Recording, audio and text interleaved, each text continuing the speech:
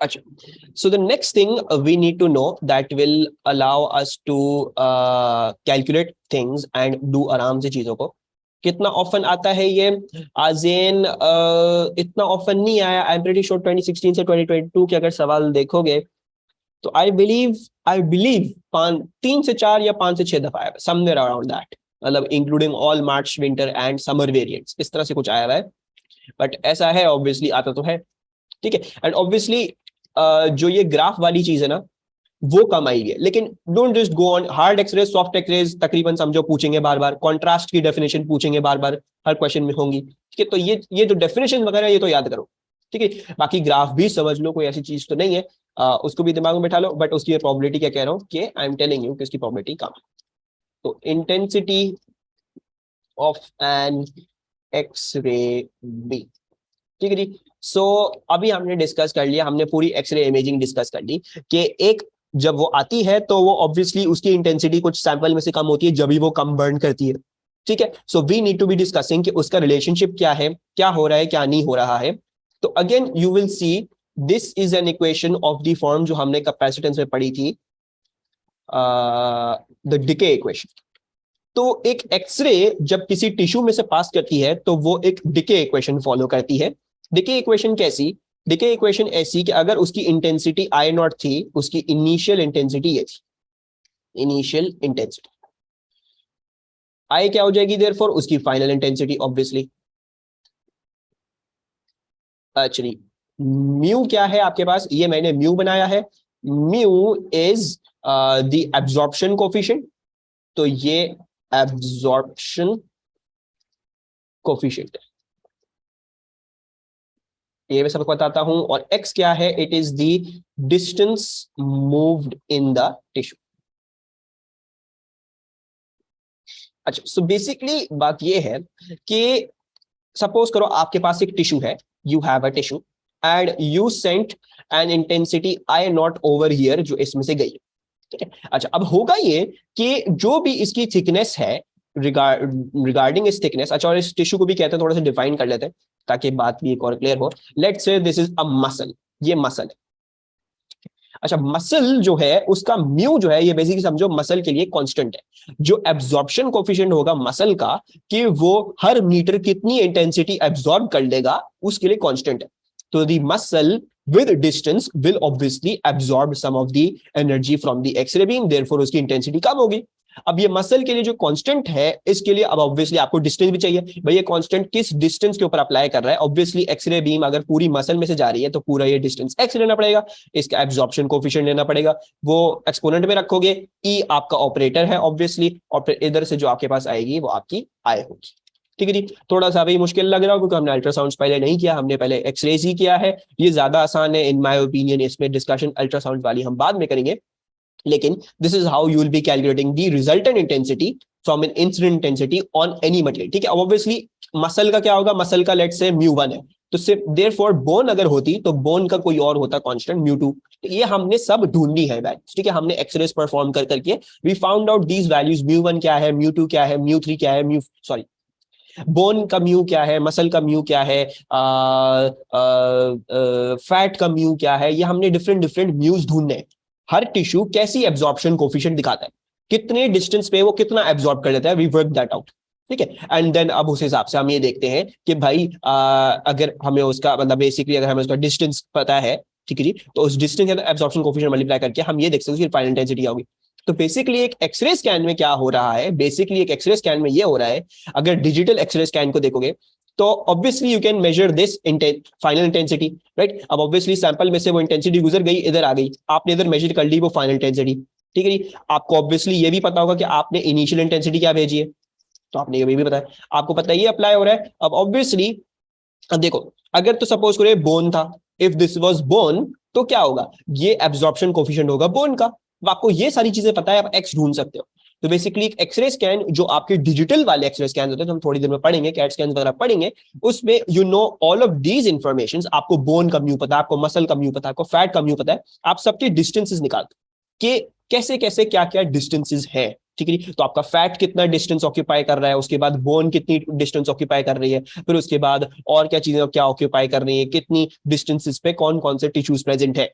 फिर हम उसको कंप्यूटर में बिल्डअप करते हैं, वो लेयर बाय लेयर हम मसल की लेयर रखते हैं, फिर बोन की लेयर रखते हैं, जैसे हमें इंफॉर्मेशन मिली रख रख के हम क्या बनाते हैं, पूरा एक बंदे की स्कैन बनाते हैं। So this is the complete principle for your X-rays, this is how they're working. ठीक है जी। ये स्पेशली अप्लाई होगा in digital scans. Obviously physical scan से तो आपको पता है, फिजिकल स्कैन में तो हमने एक्सरे फिल्म रख दी, बाकी अल्लाह मालिक है जो जहां से बर्न हो रहा है जो जहां से नहीं हो रहा उसमें हमें इंटेंसिटी वर्कआउट करने की जरूरत नहीं है, वो तो हमें वैसे ही दे देगा। लेकिन जब डिजिटल स्कैन होंगे तो फिर उसमें ये फॉर्मूला इस्तेमाल होता है, I equals to I not e minus mu x. Mu भी पता है, ई भी पता है, आई नॉट भी पता है, आई भी पता है। अब हम डिफरेंट डिफरेंट डिस्टेंसेस लोगों मतलब ऑब्वियसली किसी की हड्डी टूटी हुई तो उसका डिस्टेंस कुछ और आ रहा होगा, राइट। एक्सरे स्कैन में कुछ और देखेगा। तो इस तरह से you are going to be working out the क्या चीज है उसकी क्या नहीं है।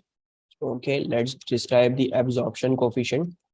एब्जॉर्प्शन कोफिशिएंट क्या है, ये फॉर्मल डेफिनेशन हम अल्ट्रासाउंड में पढ़ लेंगे। दिस डिफाइंस या this gives an idea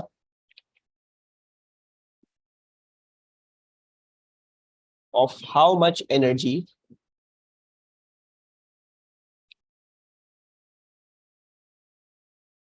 slash intensity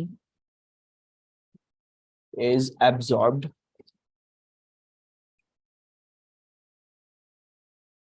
per unit meter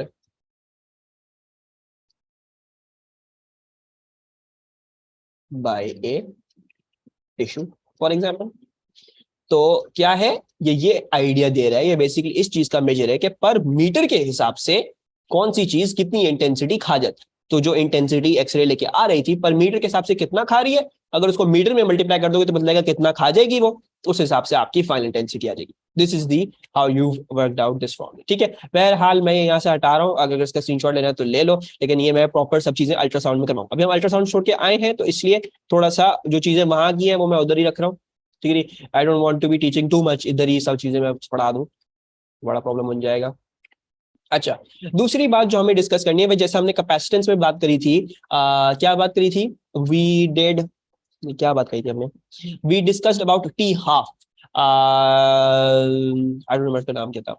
T half का मतलब था the half life of a charging, I don't remember उसका नाम क्या था, टी हाफ था, but there was something known as T half which was basically कि कितना टाइम लगता है उस कैपेसिटर को अपनी हाफ वैल्यू पे पहुंचने में, वोल्टेज की या चार्ज की या करंट की, तो कितना टाइम उसको लगता था अपनी हाफ ऑफ दैट वैल्यू पहुंचने के लिए। सिमिलरली जो भी डिके वाले फॉर्मूला होंगे उनमें ये हाफ लाइफ वाला कॉन्सेप्ट होगा। ठीक है जी। So let's discuss what is the, इसमें जो है वो हम क्या बोलेंगे, इसमें हम इसको हाफ वैल्यू थिकनेस को, ठीक है, what do we mean by the half value thickness.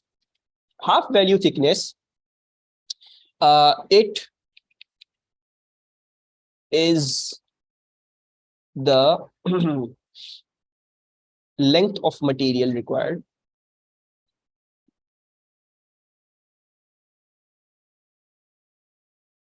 it is the length of material required to decrease the initial intensity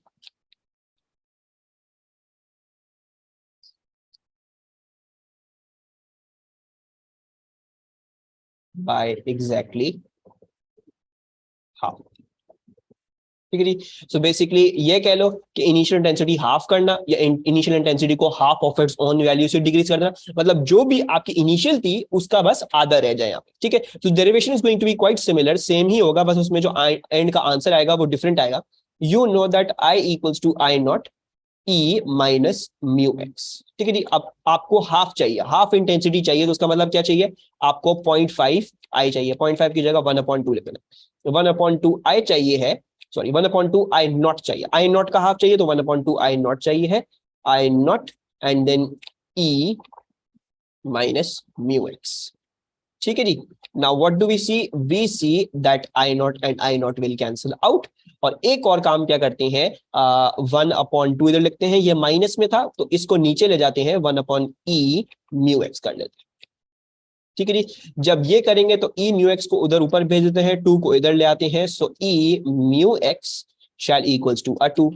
अच्छा, जब आपने ये कर लिया तो अब हम क्या कर सकते हैं, अब हमें ई हटाना, तो ई हटाने का क्या तरीका था, एल एन, एल एन लगाते थे इधर, इधर भी एल एन लगाना पड़ेगा। जब ये लगाया तो म्यू एक्स क्या आ जाएगा, म्यू एक्स आ जाएगा बाहर, mu x will equals to l n two, l n e cancel हो जाता है, राइट, वो 1 हो जाता है, तो वो हमने हटा ही दिया पूरा का पूरा। अच्छा जी, अब आपको क्या चाहिए थी, आपको ये जो x आ रहा था आपका, ये आपका x हाफ आ रहा था, right, this is x half, ये वो वाला हाफ वैल्यू थिकनेस वाला है, हाफ सबस्क्रिप्ट है, ठीक है, कोई मल्टीप्लिकेशन नहीं है, ये सबस्क्रिप्ट डालना है इसका। सो x हाफ, सो बेसिकली आपका जो x हाफ है उसकी वैल्यू क्या है, उसकी वैल्यू है ln2 upon mu, the half value thickness can be worked out using this, ठीक है। Do you need to remember this formula? No, you do not need to remember this formula. Why is that? Because जब भी पूछेंगे तो आपको पूरी derivation पहले पूछ लेंगे, 3-4 मार्क की पहले डेराइव कर दो, फिर इस्तेमाल कर लो भले फॉर्मूला। तो डेरिवेशन याद रखनी है कहां से आ रही है, सिर्फ ये आ रही है कि आई को आई नॉट ओवर 2 बनाया, फिर उधर से डेरिवेशन आ रही है। So just remember that and then you can always work this out. कभी भी ये नहीं होगा कि आपको डायरेक्टली पूछ लेंगे कर लो, ठीक है, अगर आ भी गया तो फिर भी डेरिवेशन कर सकते हो, इतना टाइम होता है, ठीक है। So this is the half value thickness. Any problems regarding the derivation? Questions पे चलें। An X-ray beam is used to produce an image of a model of a thumb. ये किसी इंसान के बच्चे का थंब है, बोन है बीच में, बाहर सॉफ्ट टिश्यू है। ऑब्वियसली थंब कैसा होता है, बीच में हड्डी होगी कहीं ना कहीं, बाहर सॉफ्ट टिश्यू, स्किन, मसल वगैरह, फैट वगैरह, कुछ ऐसा आपका मॉडल है। A parallel beam of X-ray radiation of intensity I naught is incident on the model as illustrated in figure 12.1। तो ये पैरेलल बीम आ रही है, एक बीम दिखाई है, इस तरह से बहुत सारी पैरेलल आ रही है, ठीक है। Data for the attenuation absorption coefficient mu in bone and in soft tissue are shown in figure 12.2। Absorption coefficient दोनों का दिया हुआ है, बोन का दिया हुआ है इतना म्यू है पर सेंटीमीटर, सॉफ्ट टिश्यू का दिया हुआ है इतना म्यू है पर centimetre. Calculate in terms of the incident intensity I naught of the X-ray beam the intensity of the beam after passing through a thickness of 2.8 centimeter of soft tissue। तो आपको ये बोल रहे हैं कि भाई एक एक्सरे बीम अगर इधर से गुजरती है 2.8 सेंटीमीटर सिर्फ और सिर्फ सॉफ्ट टिश्यू में से गुजरती है, तो आप हमें फाइनल इंटेंसिटी बता दो। भाई यहाँ पे आई आया, यहाँ पे आई नॉट होगा, एक्स क्या है आपका, एक्स आपका ऑब्वियसली 2.8 आ गया, काफी आसान फुसान। म्यू किसका लेंगे, obviously 2.8 centimetre of soft tissue में से गुजरा है, तो सॉफ्ट टिश्यू का ही म्यू लेंगे। So let's take soft tissue का म्यू, वो क्या हो जाएगा, that shall be worked out through I equals to I not e minus mu x. उन्होंने क्या बोला है, in terms of incident intensity I nought ही निकाल, ठीक है, तो हम आई नॉट को आई नॉट रहने देते हैं, तो I will equals to I not e, mu क्या था, म्यू जो है वो सेंटीमीटर में है 0.90, हमारे पास एक्स भी सेंटीमीटर में है तो इसलिए मैं सेंटीमीटर सेंटीमीटर ही कर रहा हूं। अगर मीटर में जाओ तो उसको भी मीटर में करना पड़ता, अगर मिलीमीटर तो उसको भी मिलीमीटर में करते, या फिर दोनों को फिर मीटर्स में ही कर लो। So you can do that, अभी सेंटीमीटर तो मैं डायरेक्ट कर रहा हूं। So E then minus mu is 0.90 and then X क्या है हमारे पास 2.8 centimetre. So when you do this calculation, what is the value that we're getting? E की पावर माइनस 0.90 इंटू 2.8, इसका आंसर क्या आ रहा है हमारे पास, इसने क्या रखा आज 0.080 आई नॉट, ठीक है जी। तो ये पार्ट कैटेगरी 0.080 आई नॉट आ गया। अच्छा, टू सिग्निफिकेंट तो ऐसा करते हैं, टू सिग्निफिकेंट ही लिख देते हैं, हमने ये टू सिग्निफिकेंट लिया है, तो this shall be 0.08, this is your final answer 0.08 I nought. अच्छा, फिर क्या है, the bone and soft tissue as shown in figure 12.1। तो आपको अब ये बोल रहे हैं कि आई नॉट जो है वो अब सॉफ्ट टिश्यू में से भी जा रहा है, फिर इस बोन में से भी जाएगा, फिर दोबारा सॉफ्ट टिश्यू में जाके इधर इमर्ज कर रहा है, तो अब वो वाला पर्सपेक्टिव भी ले लेते हैं। अच्छा, तो ये they are talking about this one. अच्छा, नाउ आपको ये पता है कि बोन का एक्स क्या आ रहा है, बोन का एक्स आ रहा है 1.3 सेंटीमीटर, ठीक है जी, कोई प्रॉब्लम नहीं है, बोन का एक्स आ रहा है 1.3 सेंटीमीटर। ऑब्वियसली ये बोन जो है वो बिल्कुल बीच में बनाई है, तो 2.8 माइनस 1.3 यानी 1.5 सेंटीमीटर ऑफ सॉफ्ट टिश्यू है। मैं उसको आधा आधा करके क्या कर रहा हूं, मैं कह रहा हूं कि इधर जो है वो 0.75 ऑफ सॉफ्ट टिश्यू है, इधर आपके पास 0.75 सेंटीमीटर है सॉफ्ट टिश्यू का, और इधर भी आपके पास क्या है, इधर भी आपके पास 0.75 ऑफ सॉफ्ट टिश्यू, ठीक है। अच्छा, अब कैलकुलेशन कर लेते हैं। पहले तो आई इधर से गुजरेगी सॉफ्ट टिश्यू में और बोन में आएगी, तो पहले तो इस वाले सॉफ्ट टिश्यू का निकाल लेंगे। फॉर्मूला क्या लगाएंगे? वही फॉर्मूला है, I equals to I not e minus mu x. So I क्या है वो निकालनी है, आई नॉट हमने भेजी, ई एब्जॉर्प्शन कोफिशिएंट पहला वाला कौन सा है? सॉफ्ट टिश्यू वाला है, तो 0.90, सो माइनस 0.90, एक्स क्या है हमारा? 0.75। तो ये क्या आ गया हमारा? ये आ गया हमारा पहला वाला, जो पहला वाला मरहला था सॉफ्ट टिश्यू 0.75 सेंटीमीटर, वो आ गया। ठीक है, इसको कैलकुलेट नहीं कर रहे, इसी को आगे लेके चलते हैं। अब हमें गुजरना है 1.3 सेंटीमीटर बोन में से, तो यही कर लेते हैं कि I will again equals to I not e minus mu x. अच्छा, नहीं वो कैलकुलेट नहीं करो, मुझे कुछ चीज दिखानी है ताकि इधर भी बात क्लियर हो जाए, फिर इंशाल्लाह अल्ट्रासाउंड्स में और वो क्लियर हो जाएगी इधर।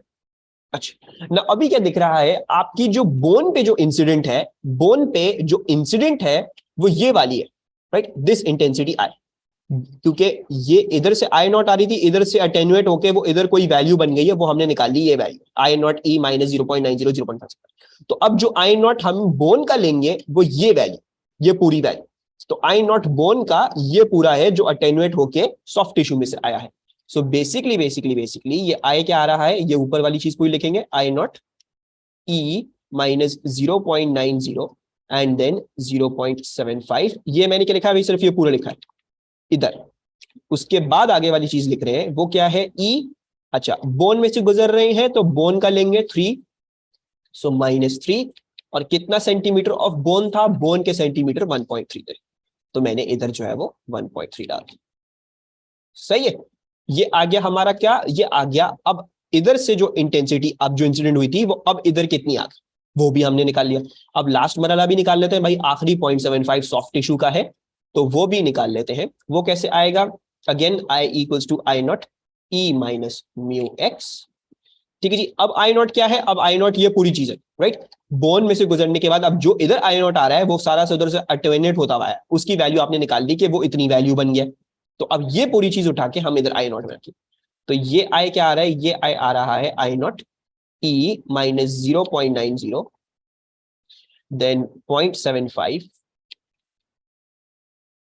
फिर क्या है आपके पास? फिर आपके पास इंटू ई है -3 एंड देन 1.3, और फिर क्या है?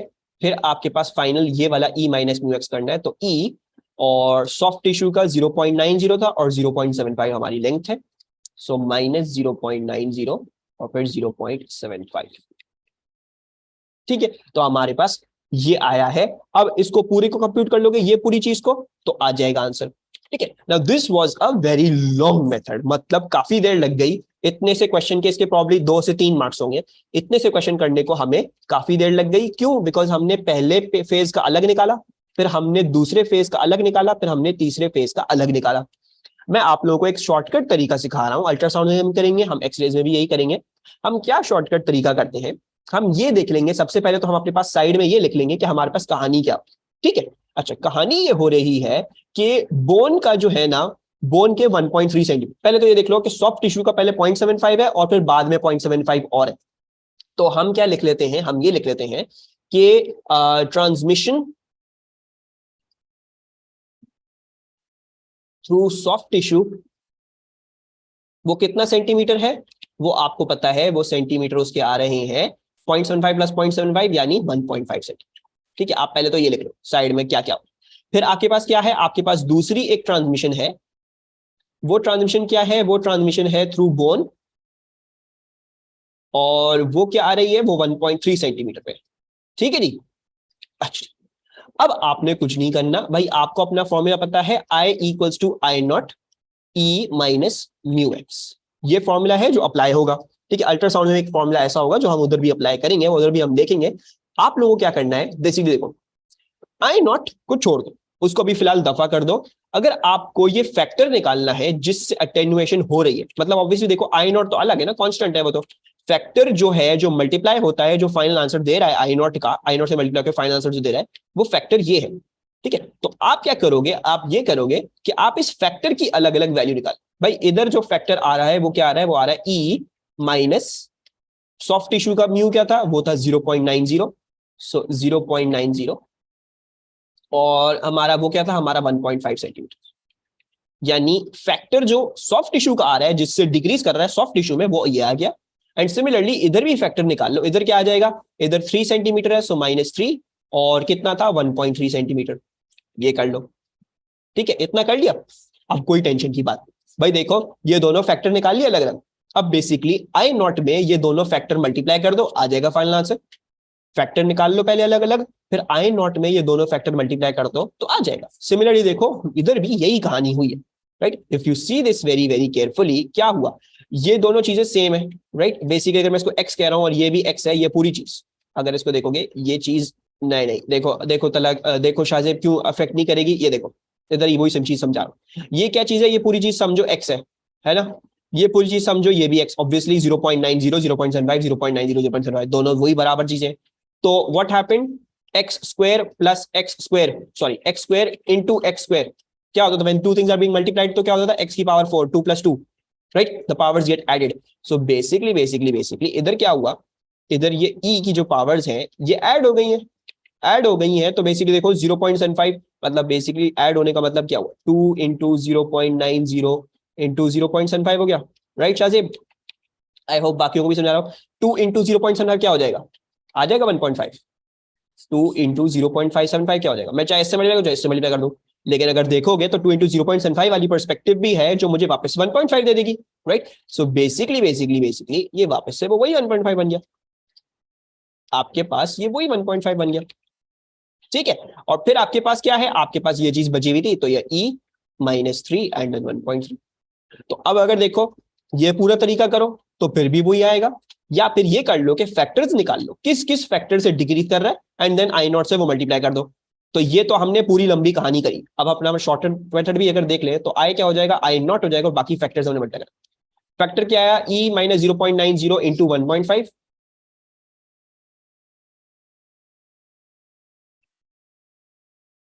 और दूसरा वाला फैक्टर क्या था, दूसरा वाला फैक्टर था -3 इंटू 1. वही आ गया।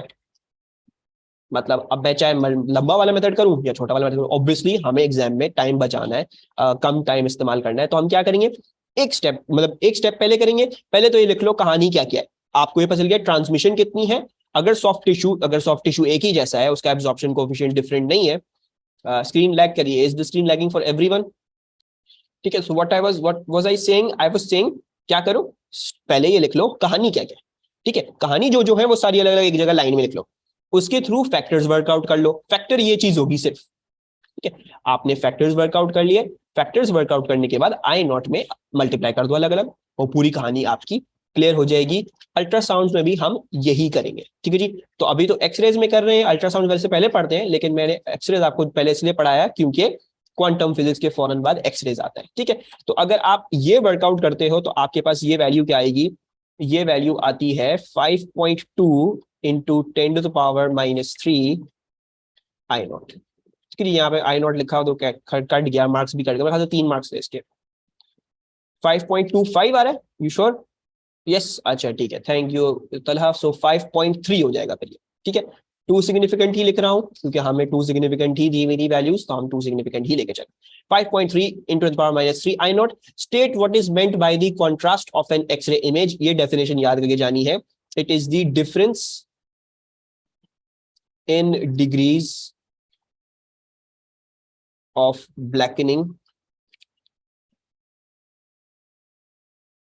difference in degrees of blackening between structures।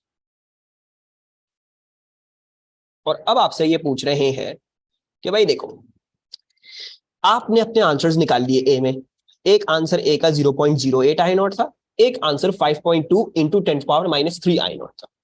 By reference to your answers in A, suggest whether the X-ray image of the thumb is good contrast। इस एक्सरे इमेज का अच्छा कॉन्ट्रास्ट आएगा कि बुरा कॉन्ट्रास्ट आएगा, कैसे डिसाइफर करेंगे कि अच्छी इमेज बनेगी या बुरी इमेज बनेगी, by seeing difference in intensity. Very good. एक इंटेंसिटी आती है 0.0 आई नॉट, 0.08 आई नॉट, एक इंटेंसिटी की आती है 0.0053 आई नॉट। इस तरह से कुछ आ रहा है, ठीक है।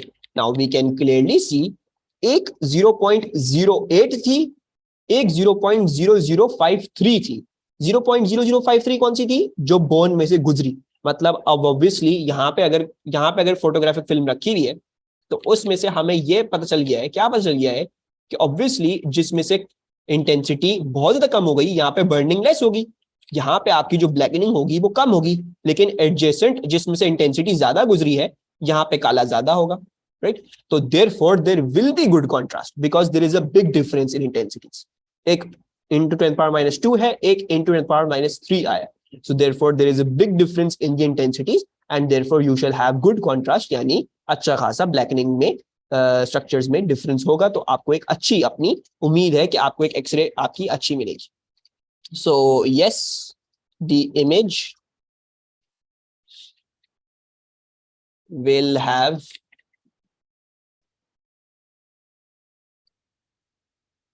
good contrast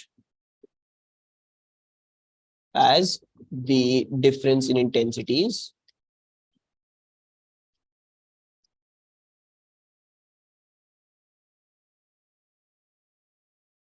is big.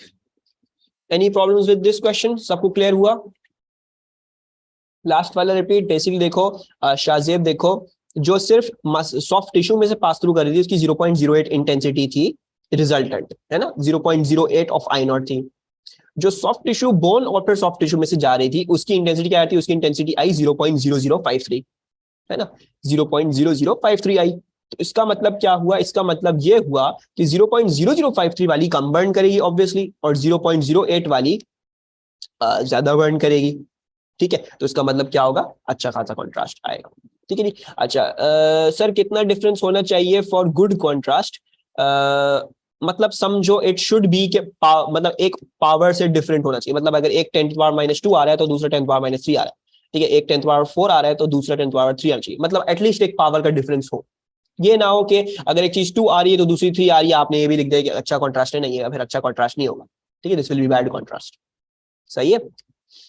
So basically expect के जो है वो डिफरेंस बड़ा हो, बट आई वुड अज्यूम कि अगर कोई इसमें ये लिख के आता कि कॉन्ट्रास्ट अच्छा नहीं आएगा बिकॉज इंटेंसिटीज में इतना बड़ा डिफरेंस नहीं है, तो आई अज्यूम कि उसका आंसर भी ठीक किया जाता, ठीक है। मेरे पास अभी मार्क्स स्कीम नहीं है अपने सामने, लेकिन आई प्रिज्यूम कि उसका आंसर भी ठीक किया जाता। As long as you give a valid reasoning and a valid conclusion regarding that, you will be given the marks. अब ये भी ना हो कि एक आ रही है 10 टू द पावर -4 आ रही है, दूसरी 10 टू पावर -9 आ रही है, तो फिर भी आप गुड कॉन्ट्रास्ट लेके आ गए और रीजनिंग कंक्लूड, ऐसा नहीं हो, ठीक है। अगर कोई चीज में मुश्किल हो रही हो तो फिर you will be given the benefit of the doubt, आपको बेनिफिट ऑफ द डाउट दिया जाए। लेकिन जो चीज वाज़ेह तौर पे क्लियर हो फिर उसमें बेनिफिट ऑफ द डाउट नहीं देगा एग्जाम में, ठीक है। तो बस इसका ख्याल रखना। अच्छा, electrons are accelerated through a potential difference of 15 kilovolts. The electrons collide with a metal target and a spectrum of X-rays is produced. ठीक है जी। Explain why a continuous spectrum of energies of X-ray photons is produced. ठीक है, तो मैं एक काम कर रहा हूँ, I am not going to write this answer क्योंकि वरना फिर देर लगेगी बिलावरे की। I am just going to copy paste this one for you, ताकि आप लोगों को अगर एग्जाम में से मैंने अभी थोड़ी देर पहले उस वक्त डिस्कस तो करा ही है ये, तो मैं बस इधर लिख रहा हूँ कि इन 3 लाइनों में मैंने इस आंसर को कैसे लिखा कि due to the excitation voltage there is a range of acceleration of electrons that are directly bombarded onto the anode. The anode's electrons gain a range of energies and as they return to their original energy level, they release a range of / continuous spectrum of X-rays. खत्म कहानी। बस ये बताना है range of energies है electrons की, जब वो बॉम्बार्ड करेंगे तो अपवर्ड क्वांटम जंप होंगी, जब वो वापस से नीचे आएंगे तो वो फिर रेंज ऑफ फोटॉन्स रिलीज करेंगे जो एक्सरेज की कंटीन्यूअस स्पेक्ट्रम बना रही, ठीक है। अच्छा, आपको ये बोल रहे हैं कि calculate the wavelength of the highest energy x ray photon produced. अच्छा, electrons are accelerated through a potential difference of 15 kilovolts. The electrons collide with a metal target in the spectrum of X-rays produced. 3 marks का ये है, हमें निकालना है highest wavelength, sorry हमें निकालना है wavelength of the highest energy. तो इसका पहले दिमाग में बना लेते हैं अंदाजा, क्या बना लेते हैं? hc/लैम्डा। आपको चाहिए है हाईएस्ट एनर्जी, ऑब्वियसली फिर उसका लैम्डा सबसे कम आएगा, लेकिन हमें चाहिए सबसे हाईएस्ट एनर्जी। वो हाईएस्ट एनर्जी कहां से आ रही है? वो आ रही है थ्रू द एक्साइटेशन वोल्टेज, ठीक है। और जैसे मैंने आपको बताया था कि जो वर्क डन होगा वो कहां से आएगा? वो आएगा थ्रू वोल्टेज इनटू चार्ज से, राइट। जो voltage equals to work done upon charge होता है, तो वोल्टेज इंटू चार्ज क्या देगा, वर्क डन देगा। वोल्टेज में पता चल गया 15 किलो वोल्ट से।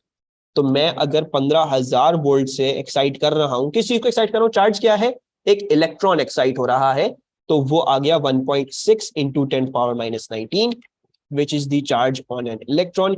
ये कैलकुलेट कर लोगे तो ये आ जाएगा कि एक इलेक्ट्रॉन के ऊपर इतना वर्क किया है कि वो अब जाके लगने वाला है। ठीक है, तो ये हमारा आ गया इसका वर्क। सही है, this is the energy of an electron जो हम बॉम्बार्ड करने वाले। ऑब्वियसली अगर कोई इलेक्ट्रॉन इस हाईएस्ट एनर्जी के साथ आ रहा है तो वो ऑब्वियसली हाई, मतलब हाईएस्ट एनर्जी की वेवलेंथ ही बनाएगा, right. So let's take that. Repeat क्या, कहां से तला, रिपीट दिस। बेसिकली देखो तला क्या बोल रहे हैं, हाईएस्ट एनर्जी वाला निकालो, तो हमें हाईएस्ट एनर्जी लेनी पड़ेगी। अच्छा, हाईएस्ट एनर्जी कहां से आ रही है, एक्साइटेशन वोल्टेज से आ रही है, राइट। ये याद है मैंने सिखाया था, क्या सिखाया था, voltage equals to work done upon charge, फिर वर्क डन क्या हो जाएगा, वोल्टेज इनटू चार्ज, राइट। तो ऑब्वियसली जो एक इलेक्ट्रॉन पे हमने काम किया वही अब आके जब बॉम्बार्ड करेगा वो दूसरे इलेक्ट्रॉन पे काम कर देगा ना। तो वर्क डन क्या है, वर्क डन वो आ रहा है वोल्टेज इनटू चार्ज आ रहा है, राइट। अब वोल्टेज आपको दिया हुआ, आपका एक्साइटेशन वोल्टेज 15,000 वोल्ट है, तो एक्साइटेशन वोल्टेज हमने 15,000 वोल्ट ले लिया, और हमारा चार्ज ऑफ इलेक्ट्रॉन 1.6 इंटू 10⁻⁹ हमने वो ले लिया। जब ये दोनों चीजें मल्टीप्लाई करेंगे तो ये काम आ जाएगा कि हमने एक इलेक्ट्रॉन को एक्साइट करने में कितना वो वर्क डन किया। अब जब वो जाके कोलाइड करेगा तो हम ये अज्यूम कर रहे हैं कि वो सारा का सारा एनर्जी जो है वो उस दूसरे इलेक्ट्रॉन को दे देगा जो अपवर्ड क्वांटम जंप कर लेगा, फिर वो नीचे आते हुए एक फोटोन रिलीज करेगा जिसकी हम वेवलेंथ निकालना चाह रहे हैं। ठीक है, तो this work done I am writing onto this side, this shall be 15,000 into 1.6 into 10⁻⁻19। h क्या आ रहा है, इसका h आ रहा है 6.63 into 10⁻⁻34, ये प्लैंक्स कांस्टेंट है। c क्या होता है, c होता है 3 into 10⁸8, और लैम्डा क्या हो जाएगा हमारा, हमारा लैम्डा हो जाएगा जो हमें निकालना। So let's work out this lambda। तो हमारी लैम्डा की वैल्यू क्या आ रही है, 8.3 इंटू 10⁻⁻11 मेरे पास ये आ रहा है। ठीक है जी, लैम्डा उधर भेजा, ये दोनों चीजें उधर लाके डिवाइड कर दी। ठीक है, सो 8.3 की जगह I am going to write more simple, 8.275 into 10⁻⁻11। So हमारी वेवलेंथ मीटर्स में देनी है, हमें 15 किलोवोल्ट्स दिया हुआ था सिर्फ, that was the only the हुई थी, तो 2 सिग्निफिकेंट थी वो, दैट 2 सिग्निफिकेंट, सो हम इसको कर लेंगे 8.3 इंटू 10⁻⁻11। अब बड़ा मजे का पार्ट है आगे वाला। A beam of X-rays has an initial intensity I naught. The beam is directed into some body tissue. After passing through a thickness X of the tissue, the intensity is I. The graph in figure 11.1 shows the variation of X of ln I upon I naught. ln I upon I naught और X की variation दे दी, और आपको ये variation नजर आ रही है as a straight line. ये क्या हुआ है, ये क्या किया एग्जामिनर हमारे साथ, कौन सा कॉन्सेप्ट लगाया इसने इधर, एक्स है एक एक्सिस पे और एक एक्सिस पे ln I upon I not है, और स्ट्रेट लाइन बन गई है। What is happening over here, decay को रीअरेंज करा है, product of absorption coefficient and x. तो ये कॉन्सेप्ट का नाम क्या था, इस कॉन्सेप्ट का नाम क्या था, एएस में था ये कॉन्सेप्ट, हमने आई गेस उसमें भी पढ़ा है, क्वांटम फिजिक्स में भी अभी थोड़े दिनों पहले क्वांटम फिजिक्स में भी पढ़ा, ई मैक्स और लैम्डा वाले ग्राफ की या एफ वाले ग्राफ की स्ट्रेट लाइन बनती है, लीनियर लॉ। इन्होंने क्या लगाया, इन्होंने लीनियर लॉ लगाया। तो सबसे पहले क्या करते हैं, इनका लीनियर लॉ देख लेते हैं, इन्होंने लीनियर लॉ किस बिना पे लगा दिया। हमें पता है I equals to I not E minus mu x. ठीक है, what have they done, they have plotted ln I upon I naught on the y axis। तो एक काम तो पहले करते हैं, I upon I naught एक जगह कर लेते हैं, ये क्या बन गया, ये बन गया E माइनस म्यू एक्स। ठीक है, जब ये बन गया तो फिर उन्होंने क्या किया, उन्होंने E को हटाने के लिए ln लगाया, तो उन्होंने इधर भी ln लगा दिया और उन्होंने इधर भी ln लगा दिया। जब दोनों साइड्स पे ln लगाया तो ये वाली साइड क्या बन गई, ये बन गई ln I upon I not, दूसरी वाली साइड क्या बन गई, वो बन गई माइनस म्यू एक्स। ठीक है, हर चीज प्रूव हो गई। y एक्सिस पे क्या है, y एक्सिस पे ln I upon I not है, यानी ये चीज y बन गई है। x क्या है, वो x एक्सिस पे है, सो ये x है, ऑब्वियसली एक्स के आगे वाली जो चीज होगी वो एम होगी, माइनस म्यू आ रहा है यानी नेगेटिव ग्रेडियंट था, नेगेटिव ग्रेडियंट। और दूसरी बात ये भी प्रूव हो गई है कि कोई कांस्टेंट नहीं है, तो इसका मतलब क्या हुआ, सी की वैल्यू क्या है, वाई इंटरसेप्ट की वैल्यू 0 है, तो देयरफॉर ओरिजिन में से पास करना चाहिए। सो बिल्कुल सारी चीजें जो है वो अलाइन हो गई हैं। अच्छा, तो अब इसमें से आपसे पूछते हैं कि determine the linear attenuation absorption coefficient for this beam of x rays in the tissue. आपको क्या पता है, आपको पता है म्यू की जो वैल्यू आएगी वो एम के बराबर है, यानी ग्रेडियंट जो है वो माइनस म्यू के बराबर। तो हम ग्रेडियंट निकाल लेते हैं इस ग्राफ का और उसको माइनस म्यू के बराबर कर देते हैं। अच्छा, so which point should we choose, let's take this point, एक ये ले लेते हैं और एक काम करते हैं, ये वाला ले लेते हैं। नहीं, कौन सा वाला सही रहेगा, I just want to choose a good point ताकि उसमें ज्यादा ख्वारी ना करना पड़े। वेल क्या करें, कुछ ना कुछ ख्वारी तो करनी पड़ेगी। ये दो पॉइंट्स ले लेते हैं। तो अगर ये दो पॉइंट्स लेते हैं तो हमें क्या नजर आता है, तो मैं तो इसके कोऑर्डिनेट्स लिख लेते हैं। ये आया है मेरे पास, एक सेकेंड, कहाँ आया है ये, अच्छा मैं थोड़ी और पतली करके बना रहा हूँ लाइनें, वरना वो ग्राफ इतना कोई खास इधर आया नहीं है, तो वो थोड़ी सी प्रॉब्लम हो रही है। लेट्स टेक दिस, ठीक है, मैं वैल्यूज देख के बता रहा हूँ, टेंशन नहीं लो। और लेट्स टेक, एक काम करते हैं, ये ले लेते हैं, ठीक है।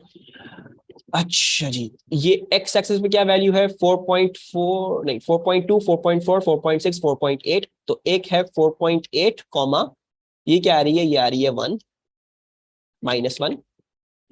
और दूसरी क्या आ रही है, दूसरी आ रही है 10, -1 आ रही है माशाल्लाह से। अच्छा, और 10 आ रही है, और 10 ये क्या आ रही है, अच्छा ये 0.2 का गैप है जो 5 से डिवाइडेड है, तो ये आ रहा है 2.08। ठीक है, ये 2.08 आ रहा है, so this is a 2.08। Why not, yes exactly, very good, why not just take the origin. हाँ, मैं इतना बेवकूफ क्यों, बिल्कुल अच्छा पॉइंट बताया है, मैं पता नहीं क्यों इतना confuse. Yes, will just take the origin 0,0। Wow, such dumb mistake, let's just take the origin, क्यों हम ख्वारियां करिए। एक ओरिजिन ले लेते हैं और एक ये ले लेते हैं, थैंक यू शादी। पता नहीं मैं क्या ख्वारियां कर रहा था इतनी देर बैठ के, y2 minus y1 upon x2 minus x1 that shall be equals to a minus mu. ठीक है जी, सो y2 माइनस y1 क्या आ रहा है, -1 -0, राइट। सो -1 -0 अपॉन x2 माइनस x1, 4.8 -0। सो 4.8 -0। अब एक काम कर लेते हैं, इसके कोई यूनिट्स नहीं दिए हुए, इसको सेंटीमीटर में दिया हुआ है, इसको हम सेंटीमीटर में ही पूछा हुआ है, तो इसको ऐसे ही छोड़ देते हैं। तो ये क्या हो गया, ये माइनस म्यू के बराबर हो जाएगा। सो ये वैल्यू क्या आ रही है, -1 अपॉन 4.8, सो -2 पॉइंट, सॉरी -0.21 आर, माइनस सॉरी 0.21 आ रहा है, 0.280833 आ रहा है। पॉइंट्स अपनी मर्जी से होने करने, हाँ आपने अपनी मर्जी से चूज करना है, ठीक है। ऑब्वियसली वैसे चूज करोगे जो दिख जाए आराम से। तो इस केस में एक तो 0 0 वाला पॉइंट सबसे बेस्ट है, वो ले लो, और कोई भी ऐसा पॉइंट जिसपे वैल्यू आराम से रीड ऑफ कर सको, क्योंकि ग्राफ है, ग्राफ में वैल्यूज रीड ऑफ करने में मसला होता है, तो वो थोड़ा सा देखना पड़ेगा। सो दिस इज अ 0.21, ठीक है। ऐसा काम करते हैं, इसको पूरा लिख लेते हैं, 0.2083। और लीनियर इक्वेशन तब लगे कि स्ट्रेट लाइन होगी, है ये क्या लगाया, ये बोले तुम, I don't understand what you said. Determine the thickness of tissue that the X-ray beam must pass through so that the intensity of the beam is reduced to 5% of its initial value। आपको क्या बोल रहे हैं, आपको ये बोल रहे हैं कि आपकी जो इनिशियल वैल्यू है उसके 5% हो जाए आपकी resultant intensity. So basically they're trying to tell you कि भाई जो आपका जो आई है वो क्या आ रहा है, वो आई नॉट का सिर्फ 5% आ रहा है, यानी 5/100 आ रहा है। right? So they've told you that. Determine the thickness of tissue that the X-ray beam must pass through so that the intensity of the beam is reduced to 5.0% of its initial value. ठीक है? अच्छा, so अच्छा सवाल है. Now I upon I not क्या हो गया? I upon I not हो गया 5/100. ठीक है? अब they have told you कि I mean that we have to put linear equation when there is a straight line or line may be curved. नहीं नहीं ना, लीनियर लॉ तो तभी लगेगा ना जब स्ट्रेट लाइन होगी. कैसे लगेगा लीनियर लॉ वरना अगर स्ट्रेट लाइन नहीं हुई? लीनियर लॉ आइडेंटिफाई करने का तरीका क्या है? दो अजीबोगरीब क्वांटिटीज होंगी जो जिनका तुमने कभी भी ग्राफ नहीं बनाया, और जब ग्राफ बना रहे हो तो स्ट्रेट लाइन आ गया, तो बेसिकली वो लीनियर लॉ वाली चीज है. इसको दिमाग में रखो, ठीक है? एस में भी था, अभी भी वैसा का वैसा ही इधर भी है. अच्छा देखो, उन्होंने आपको क्या बताया? उन्होंने आपको बताया I equals to I nought into 5%. ये I जो है वो सिर्फ 5% रह गया है I नॉट का. ठीक है? अच्छा, अब आपको ये कह रहे हैं कि हमने आपको ये बता दिया, आप हमें ये बता दो कि थिकनेस क्या होगी, यानी आप हमें x की वैल्यू देख के बता दो x की वैल्यू क्या है. ठीक है? ऑब्वियसली अगर मुझे ग्राफ में x ढूंढना है तो मुझे ln I upon I not चाहिए. तो पहले तो ये काम करते हैं कि ln I upon I not निकाल लेते हैं, फिर उसके करस्पॉन्डिंग देख के हम x निकाल लेंगे. So let's do that. मैंने क्या किया, मुझे पता I equals to I nought into 5% था, तो मैंने कर दिया, मैंने I अपॉन I नॉट क्या बना दिया? 5/100 बना दिया. राइट? ऑब्वियसली अब अगर मुझे ग्राफ में देखना है तो मुझे ln I upon I not लेना पड़ेगा, और यानी मतलब मुझे ln लेना पड़ेगा 5/100 का. सो 5/100 का ln क्या आ रहा है? -2.9957 आ रहा है. -2.9957. अच्छा जी, so right over here the recording got cut. ठीक है, ये आखिरी सवाल इसको कंप्लीट नहीं हुआ था. अच्छा, सो 2.9557 कुछ आया था आंसर. ठीक है, तो यू मस्ट, आपको यहाँ पे नजर आ रहा होगा कि यहाँ पे 2.9557 you can't read that of the graph because ln I upon I not यहाँ पे 2.5 -2.4 पे खत्म हो रहा है. ठीक है, तो we can't do that. So we going to do different approach. Different approach क्या होगी कि देखो, उन्होंने ये हमें ये तो पता चल गया था कि ln 5/100 जो है that is ln I upon I not. ठीक है, यदि मतलब 5/100 क्या था? वो I अपॉन I नॉट था, and ln of 5/100 will be ln I over I not. ठीक है जी, तो हमने क्या किया? Instead of, okay, what we did we actually do? We just did I equals to I not E minus mu x. Right? इस तरह से होता है हमारा. सो what you just did, we just I upon I not हमने इधर कर दिया, हमने इसको 5/100 रख दिया जो हमें बताया हुआ था. राइट? 5% बोला तो 5/100 इसको रख दिया, और इक्वेट कर दिया इसको E माइनस म्यू एक्स के साथ. ठीक है, म्यू यू ऑलरेडी न्यू, आपने म्यू जो है वो 0.21 डाला, एक्स आ गया. अब आप आगे ln लगाओ और उसको सॉल्व कर दोगे यहाँ पे जैसे हुआ हुआ है. ठीक है, so just review this PDF ताकि समझ में आ जाए. It wasn't possible that way, तो फिर ये डिफरेंट वे हमें करना पड़ा. ठीक है, अगर ग्राफ पूरा दिया हुआ तो 2.99 जो भी आ रहा था वो आंसर, वहां तक तो हम फिर वैल्यू ही रीड ऑफ कर लेते, लेकिन that wasn't possible, so therefore we had to go with this approach. ठीक है, अपना ख्याल रखिएगा. यहाँ पे एक्सरेज का वाला पार्ट यहीं पे खत्म होता है. ठीक है, I will see you later. Allah Hafiz.